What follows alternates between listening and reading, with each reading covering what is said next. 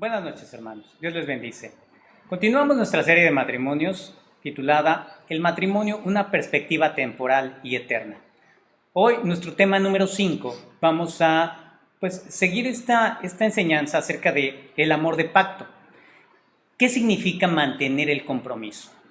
En el amor de pacto, ¿qué significa mantener el compromiso? Mire, para esto tenemos que ir al Génesis capítulo 2, versículos 24 y 25, ¿sí? Ahí encontraremos Génesis 2:24, donde nos dice, pues por esto el hombre dejará a su padre y a su madre y se unirá a su mujer y los dos serán un solo ser, ¿sí? Dicen unas versiones, se funden en un solo ser. Pues a continuación el escritor agrega Génesis 2:25. Y estaban ambos desnudos, Adán y su mujer, y no se avergonzaban. Y no se avergonzaban. ¿Cuál es el significado de este versículo? Estar desnudos y no sentir vergüenza, ¿sí? Veamos dos razones por las que posiblemente no había esa vergüenza entre ellos, entre Adán y Eva, entre Adán y su mujer. Pudiéramos ver primeramente dos razones. Pues una de ellas, naturalmente entenderíamos que esto se debía a que ellos tenían cuerpos perfectos. Recordemos que esto sucedió antes de la caída de la creación en el pecado, ¿sí? Estos cuerpos que ellos poseían, bueno, pues eran los cuerpos que Dios les había hecho, ¿sí? Por consiguiente, estos cuerpos tenían una apariencia perfecta, ¿sí? Al tener esa apariencia perfecta, ellos pues no tenían temor a ser rechazados el uno por el otro, ¿cierto? Ahora, si esto es así, mire, pudiéramos entenderlo, bueno, es correcto porque Dios cuando los creó, dice en Génesis 1:31, dijo que esto era muy bueno, ¿verdad? Lo que Él había creado, ¿sí? Eran perfectos, eran bellos, eran guapos, ¿verdad? Adán y Eva, supongo, ¿verdad? Que en ellos no había defecto, es lo que se nos está diciendo, ¿sí? Pero no podemos dejarnos llevar acerca de no sentir vergüenza solamente por el aspecto físico, ¿sí? Por el aspecto del hombre y la mujer, ¿sí? Que en ellos no haya defectos. No podemos dejarnos llevar ahí, porque mire, primeramente, no nos debemos de dejar llevar por esto, porque mira, aun cuando usted tenga un cónyuge muy guapo, una mujer muy bella a su lado, si esa mujer tan bella, que es su esposa, es una mujer enojona, egoísta, o usted tiene un varón, un esposo muy guapo, ¿verdad? Pero es un hombre desconsiderado, que cuando habla, pues hace comentarios que la avergüenzan, ¿sí? Pues mire, esto definitivamente en la relación matrimonial nos haría sentir esa vergüenza, ¿verdad? Y mire, ¿qué es entonces lo que vemos aquí? Para no sentir vergüenza en la relación matrimonial se requiere no solamente ser perfectos físicamente, ¿eh? Podemos ser muy guapos, pero ser gente que moralmente pues no es correcta, gente que no es amable, ¿sí? Una persona que puede ser muy bella, pero es desconsiderada, en cualquier momento puede avergonzarlo a usted, ¿sí? Entonces, la simple perfección física no es una razón suficiente para que pues, no haya ese temor a ser avergonzados. Otro punto que veríamos es que, pues Génesis 2, 24 y 25, el objetivo que tiene es proporcionar la sabiduría necesaria para el matrimonio, aún mucho tiempo después de la caída en el pecado. No es solamente para ese momento donde ellos eran perfectos, donde ellos no habían caído en pecado, sino esto proporciona sabiduría para la vida después de la caída en pecado, ¿sí? Vemos esto, fíjense, claramente de que cita incluso el Señor Jesús interpreta esta parte de Génesis 2:24, ¿verdad? En el Evangelio de Marcos capítulo 10, versículo 9. Por tanto, lo que Dios juntó, no lo separe el hombre. Son ahora un solo ser, se funden en un solo ser. Y dice el Señor Jesús que no lo separe el hombre, ¿sí? Es aquí, mire, estamos viendo que Génesis 2:24 revela algo muy importante. ¿Para qué? Para después de la caída, ¿sí? De modo que el punto principal no puede ser una condición antes de la caída en pecado, ¿verdad? Esta condición de la perfección de sus cuerpos, ¿verdad? No puede ser solamente para ese momento aislado, ¿sí? Otro punto, como tercer punto, pudiéramos ver que, el versículo 24, unirse a su cónyuge siendo un solo ser, crea una relación, fíjese, donde lo que describe el versículo 25 nos puede suceder. ¿Qué nos puede suceder? En algún momento avergonzarnos, sentirnos avergonzados, ¿sí? Mire, el énfasis está aquí en que el compromiso del pacto en el versículo 24, esos dos están unidos entre sí, nosotros dos estamos unidos en una unión que es la unión de ser un solo ser, ¿verdad? Esta unión que no se parece a ninguna otra en el mundo, en la creación, ¿verdad? No hay ninguna otra unión así. Es una clase de unión que es duradera, ¿verdad? Y que está arraigada, fíjese, esta unión que tenemos está arraigada en el compromiso del pacto, ¿sí? Esto es lo que crea el contexto de un matrimonio libre de vergüenza, el compromiso del pacto. ¿Sí? Ese compromiso del pacto es lo que sostiene esta relación sin tener ese temor a ser avergonzados uno con el otro. No solamente la belleza física, ¿sí? Ahora, otro punto que tendríamos que considerar, ¿sí? Ellos estaban desnudos pero no avergonzados. ¿Por qué? Debido a este amor de pacto, ese amor de pacto. ¿Qué es este amor de pacto? La plenitud del amor que había entre ellos debido a este pacto, ¿sí? Es decir, hoy puedo librarme de esa vergüenza por dos razones posibles. Una razón, fíjese, pudiéramos entenderlo nuevamente, una razón pudiera ser lógica, pero no es real, ¿sí? Es irreal porque me puedo creer yo perfecto. Si yo soy perfecto, no tengo de qué avergonzarme, ¿cierto? Usted sabe que eso es irreal, porque ninguno de nosotros somos perfectos, ni mi esposa, ni yo, ni nosotros que estamos aquí reunidos somos perfectos. La otra razón por la que puedo yo estar libre de vergüenza se debe a que, aunque soy imperfecto, no tengo temor de que mi cónyuge me rechace. La primera razón que le dije de que estoy libre de vergüenza es porque yo sea perfecto. Bueno, pues esto pues, está fuera de toda realidad, ¿sí? Pero, mire, la segunda manera se está basando en la naturaleza benévola del amor del pacto, ¿sí? Si nosotros nos fuéramos por la primera opción, ¿verdad? Bueno, es que soy perfecto, no tengo defectos, ¿verdad? Y no tengo vergüenza. Bueno, pues eso no hay manera, ¿verdad? No es una cuestión que pueda ni siquiera tomarse en cuenta porque no aplica para nosotros. Somos seres humanos, ¿sí? Pero el segundo caso sí. En el segundo caso es cierto porque nosotros no vamos a sentir vergüenza porque el amor de pacto que hay entre nosotros cubre multitud de defectos. Vamos a la primera carta de Pedro, capítulo 4, versículo 8. Y ante todo, tened entre vosotros ferviente amor, porque el amor cubrirá multitud de pecados. Y leamos también 1 Corintios 13. 1 Corintios 13, ¿verdad? El amor, en el versículo 6. No se goza de la injusticia, mas se goza de la verdad. Ese amor de pacto cubre multitud de defectos, se goza de la verdad, no busca, no se dirige a la injusticia, no se dirige a avergonzar al otro, ¿sí? Se goza de la verdad, cubre multitud de pecados, cubre multitud de defectos, ¿sí?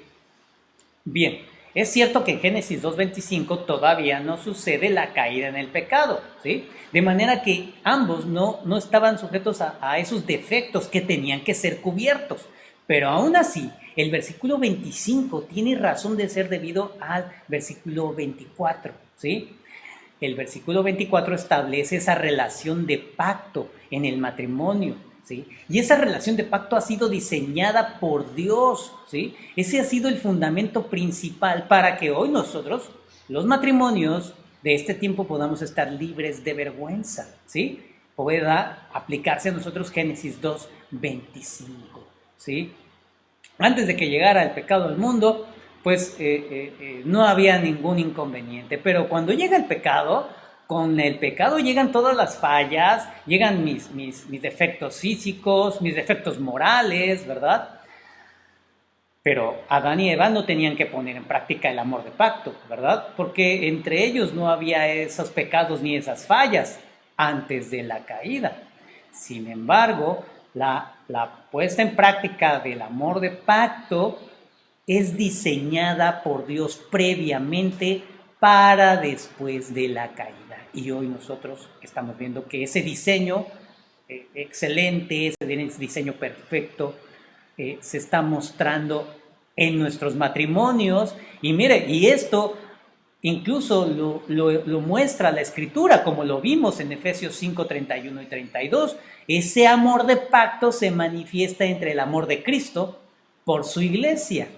La esencia misma de ese nuevo pacto, ¿sabe cuál es? Que Cristo pasa por alto, cubre todos esos defectos, todas esas deficiencias, cubre los pecados de su novia, ¿sí?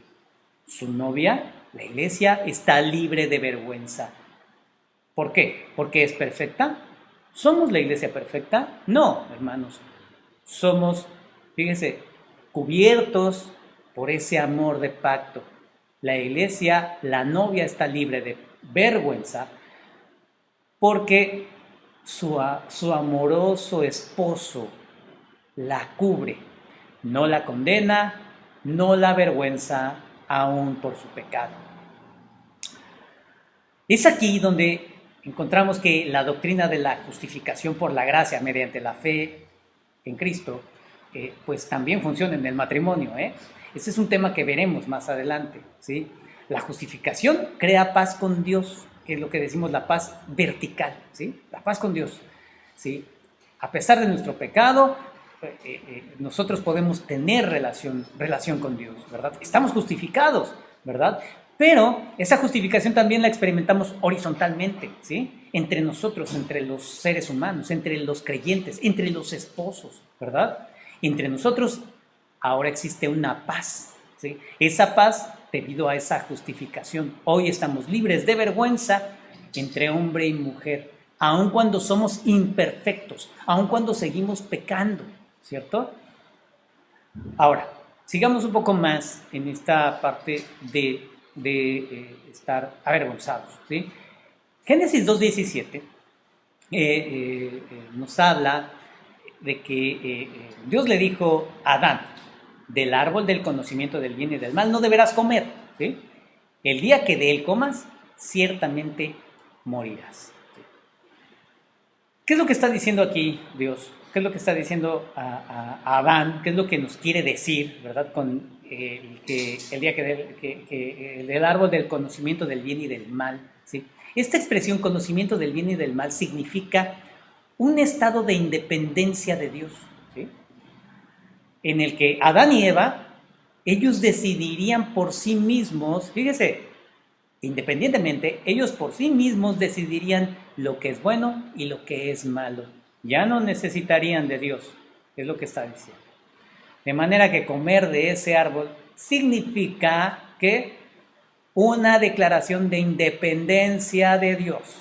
Ahí estaban ellos firmando su independencia de Dios, ¿sí? Y vamos a ver cómo nos describe la Biblia. Vamos a Génesis 3, versículos 5 y 6. Sino que sabe Dios que el día que comáis de él, serán abiertos vuestros ojos y seréis como Dios, sabiendo el bien y el mal. Y vio la mujer que el árbol era bueno para comer, y que era agradable a los ojos, y árbol codiciable para alcanzar la sabiduría.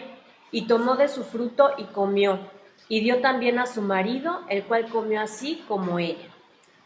Y dio también a su marido, el cual comió así como ella. Y en ese momento están ellos firmando su declaración de independencia, ¿verdad? Ellos pues decidieron, ¿verdad? Dicen, bueno, nosotros también podemos determinar ahora, ya, dice Dios, que podemos determinar qué es bueno, qué es malo, ¿verdad? Y ahora, fíjese, el siguiente versículo, Génesis 3, versículo 7, nos muestra, fíjese, los efectos El primer efecto de esa revelación, de esa rebelión contra Dios, ¿sí? Vamos a ver Génesis 3:7. Entonces fueron abiertos los ojos de ambos y conocieron que estaban desnudos. Entonces cosieron hojas de higuera y se hicieron delantales. Este es el primer efecto de esa revelación, de esa rebelión contra Dios. Se convirtieron en independientes de Dios, se rebelaron contra Él y el primer efecto es que conocieron que estaban desnudos. ¿Qué es saber que están desnudos? ¿Sí? De pronto se sintieron avergonzados por sus cuerpos, ¿sí? Antes de esa rebelión contra Dios no había ninguna vergüenza, pero ahora sí hay vergüenza. ¿Por qué? ¿Qué es lo que sucedió? ¿Sí? No es de que en ese momento, cuando dijeron ya, nosotros vamos a tomar de ese fruto, ¿verdad? Ellos se hicieron feos, ¿no? Ya se pusieron feos y ya eran desagradables. No es esto, ¿verdad? Ya lo vimos. ¿Sí? ¿Qué es lo que sucedió? Lo que sucedió es que se desplomó el fundamento del amor fiel al pacto. Y con esto desapareció para siempre la agradable seguridad del matrimonio, ese ambiente donde el esposo y la esposa todo lo creen uno del otro, todo lo creen. ¿Recuerda el amor? ¿Sí? Todo lo cree, todo lo espera. Es esto lo que se ha destruido, ¿sí? Ese amor fiel al pacto ha quedado desaparecido, ¿sí? El fundamento del amor fiel al pacto entre un hombre y una mujer es, fíjese, obviamente, es el pacto que ellos tienen con Dios, ¿sí? El pacto que esa pareja tiene con Dios. ¿Por qué? Porque cuando ese pacto subsiste, cuando hay ese pacto que está intacto entre esa pareja y Dios, Dios los gobierna. Y cuando Dios gobierna, hay buenos resultados. Cuando Dios gobierna, hay seguridad. ¿Por qué hay seguridad en el matrimonio que depende de Dios? Por esto mismo. Él es su proveedor, Él es su cuidador, ¿verdad? Él es ese Dios fiel al pacto. Y ellos se afirman fieles al pacto. Pero cuando Adán y Eva comieron del árbol del conocimiento del bien y del mal, el pacto se rompió. El fundamento de su propio compromiso, entonces, se derrumba. En ese momento ese compromiso, ese fundamento de su compromiso se derrumba. Ellos experimentaron esto inmediatamente, ¿sí? El amor que se profesaban el uno al otro se corrompe, ¿sí? Guardaban el pacto mutuo, pero en ese momento ese pacto es destruido, ¿sí? ¿Cómo sucedió esto? Mire, sucede de dos maneras. Dice un maestro, dice que sucede de dos maneras. De una forma, dice que la persona que ve mi desnudez, cuando mi compañera mira mi desnudez, ya para mí ya no es digna de confianza, ¿sí? Porque yo empiezo a tener temor de ser avergonzado por ella, ¿sí? En el segundo punto es que yo ya no estoy en paz con Dios. Cuando yo no estoy en paz con Dios, me siento culpable, me siento vil, me siento indigno, me siento inmerecedor de Dios y me siento merecedor de ser avergonzado, ¿sí? Mire, en el primer punto, ya me siento avergonzado yo por mi cuerpo, me siento vulnerable, ¿sí? La vergüenza que puedo yo sentir porque Eva me mire, ¿sí? Eva ha decidido ser independiente de Dios, ¿sí? Eva, diría Adán, ha decidido ponerse en el centro del universo. Ella se coloca en el lugar de Dios. Ahora ella es una persona totalmente egoísta. De ahora en adelante, ella siempre se pondrá en el primer lugar. Querrá tomar mi puesto, querrá ponerse sobre mí, ¿sí? Ella querrá ya no ser sierva, ya no ser compañera, ahora ella querrá ser la que dirija, la que mande, ¿sí? La que ordene. En ese momento, ella ya no es una persona de fiar, ¿sí? Porque yo me siento vulnerable de ella, ¿sí? Ella buscará las maneras de hacerme sentir mal, ¿sí? En ese momento, mi desnudez es evidente, ¿sí? Yo ya no confío en que ella me ame con un amor puro, con un amor fiel al pacto. esta es una fuente de vergüenza para mí. La otra fuente se debe a que, bueno, pues Adán también, ¿verdad? Bueno, pues sí, Eva pecó, ¿verdad? Pero pues ella, ya hemos visto, ella rompió el pacto con Dios, pero ¿quién cree que también lo rompió? Yo, ¿sí? Adán también rompió el pacto con Dios. No solo Eva, sino Adán también rompió el pacto con Dios. Ella fue rebelde, ella fue egoísta, ella no es de fiar, pero Adán tampoco, ¿sí? Adán tampoco lo es, tampoco es digno de fiar, ¿sí? Es un ser rebelde y egoísta, ¿sí? Pero la manera de experimentarlo, Adán, la manera en que yo lo experimento es diferente, ¿sí? Yo lo experimento sintiéndome vil, sintiéndome culpable, sintiéndome indigno, ¿sí? ¿Qué ha sucedido? ¿Sí? Lo que está pasando es que estoy reconociendo que antes de la caída yo era una persona, diría Adán, y fíjese, lo que yo sabía de mí también era lo mismo. Pero ahora, después de la caída, lo que es Adán, ya no es igual a lo que debería ser. ¿Sí? Lo que es ya no es lo mismo a lo que Adán debería ser. ¿Sí? Adán debería ser un hombre humilde, un hombre sumiso a Dios, siempre con buena disposición, ¿verdad? Eso es lo que deberíamos ser. Hombres, varones, humildes al Señor, dispuestos a su voluntad, siempre atentos a lo que Él nos mande, pero eso es lo que deberíamos ser. Pero ¿qué es lo que somos, verdad? Somos rebeldes, desobedientes, ¿sí? ¿Qué está ocurriendo? Entre lo que soy y lo que debería ser, ya hay un gran abismo, ¿sí? Hay un gran vacío entre ambas cosas, ¿sí? Lo que debería ser permea, influye toda mi existencia, ¿verdad? Pero ahora mi realidad es diferente. Soy un individuo distinto, ¿sí?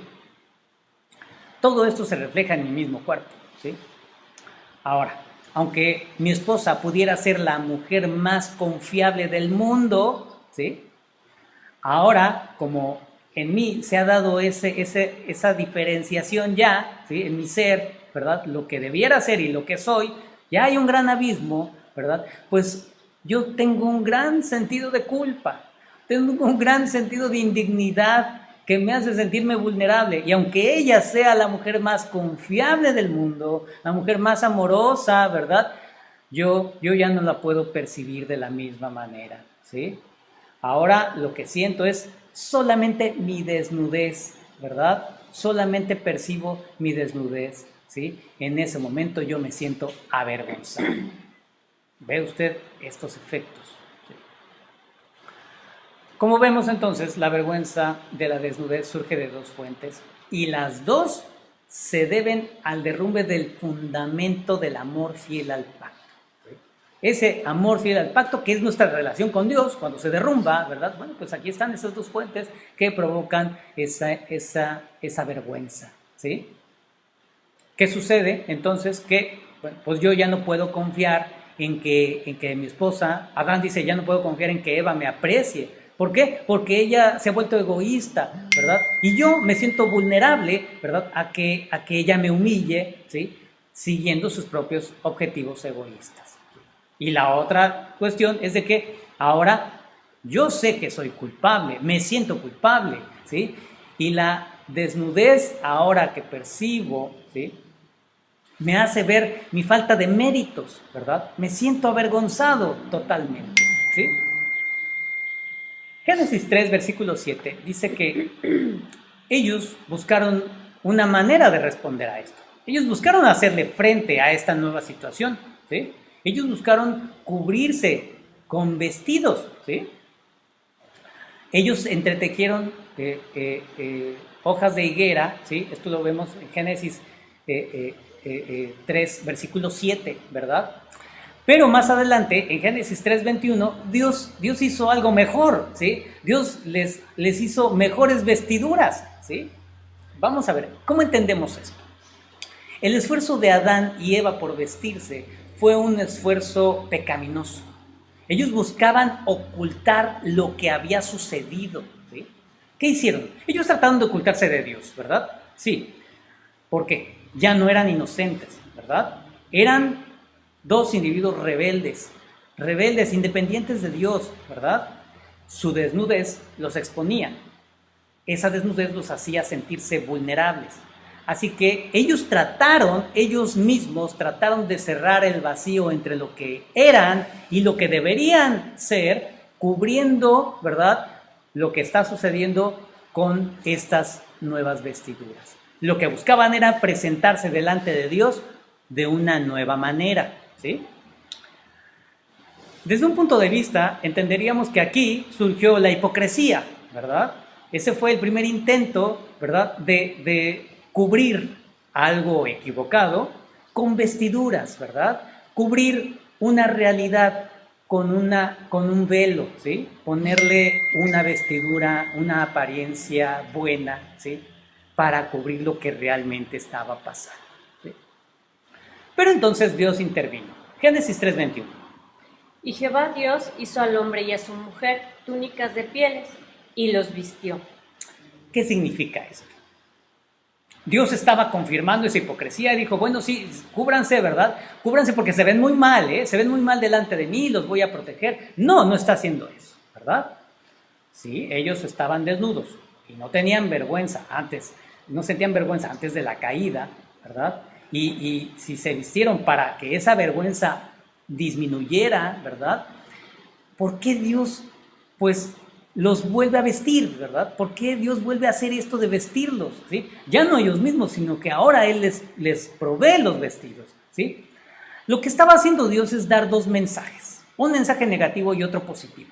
El mensaje negativo, Dios está diciendo, ustedes no son lo que eran y tampoco son lo que deberían ser, ¿sí?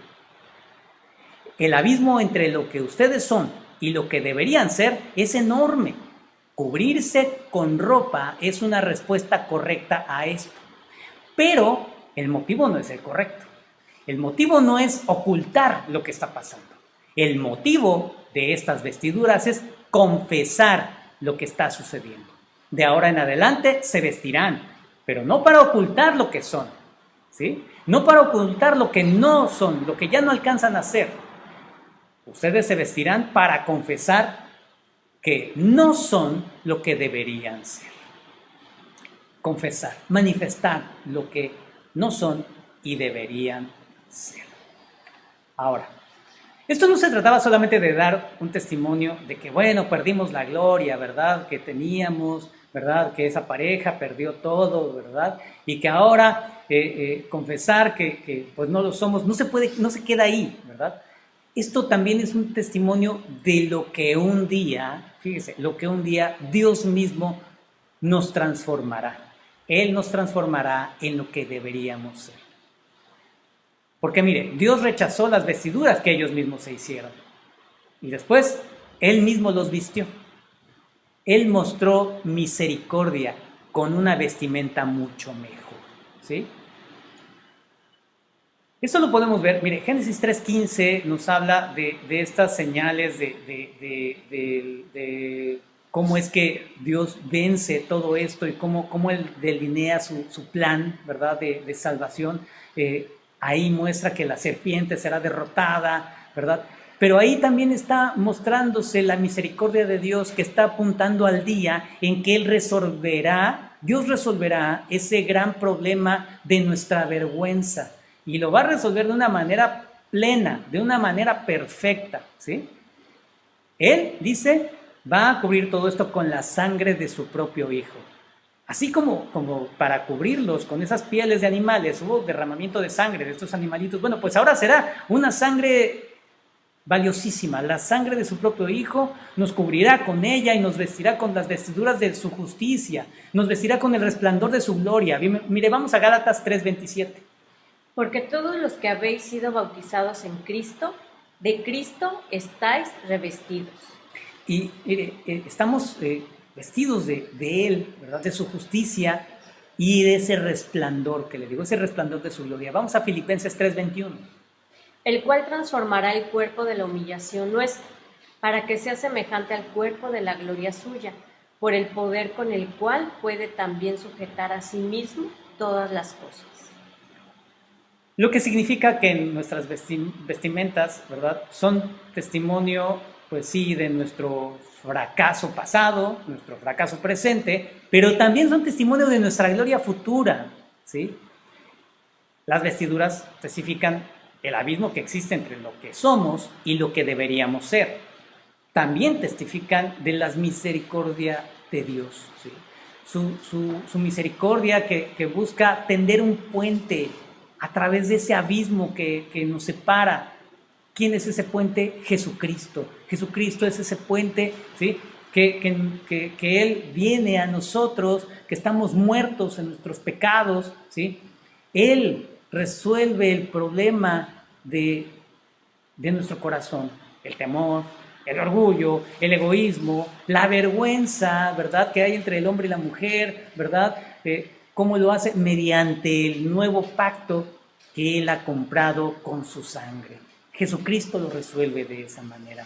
De una manera maravillosa, que aún en ese derrumbe del pacto entre Dios y el hombre, y en el derrumbe del pacto matrimonial entre Adán y Eva, pues Dios enfoca, fíjese, la redención, que el matrimonio, bueno, pues la redención se ejemplifica, ¿verdad?, en el matrimonio, ¿sí?, cómo es donde está mostrándose de una manera plena, ¿sí? Es por eso que el diseño de Dios para el matrimonio, como esa representación de la misericordia fiel al pacto, no fue algo que, bueno, pues Dios ya lo hizo, a ver qué podemos resolver, ¿verdad? Ya se complicó la situación, ¿verdad? Ya cayeron en pecado. No, esto no fue después de la caída, como una manera de vamos a componer el matrimonio. No, Dios lo hizo así, lo planeó así desde el principio, desde la eternidad. Dios sabía lo que había creado en Génesis 2:24, sabía lo que sucedería en Génesis 3, ¿verdad? Es por eso que Él diseñó el matrimonio de esta manera, para que después de la caída y la redención que está implícita, sirviera para indicarnos el propósito del matrimonio. El propósito del matrimonio, entonces, es que existe para demostrar el misericordioso amor fiel al pacto de Cristo y la fidelidad que tiene a su novia. ¿Sí?